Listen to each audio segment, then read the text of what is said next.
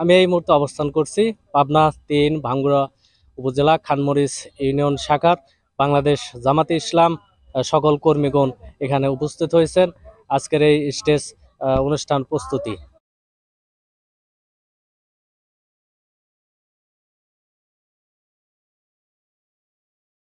ঈদ পুনর্মিলন অনুষ্ঠানের মঞ্চ প্রস্তুত এবং মাঠ ব্যবস্থাপনার কার্যক্রম ইতিমধ্যে আলহামদুলিল্লাহ শেষ হয়েছে। সকলকে আমার অন্তঃস্থল থেকে এই কাজে সহযোগিতা করার জন্য বাংলাদেশ জামাত ইসলামী খানমরিচ ইউনিয়ন শাখার পক্ষ থেকে সকলকে ধন্যবাদ, মোবারকবাদ জানাচ্ছি।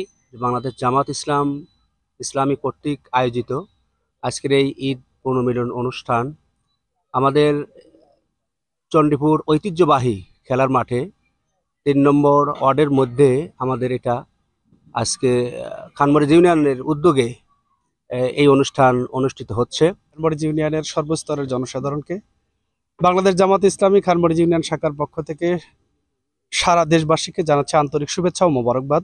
দীর্ঘ ১৬ বছরের পর বাংলাদেশ জামাত ইসলামী খানমরিচ ইউনিয়ন শাখা কর্তৃক আয়োজিত আজকের এই ঈদ পুনর্মিলনী অনুষ্ঠান। ঈদ মানে খুশি, ঈদ মানে আনন্দ।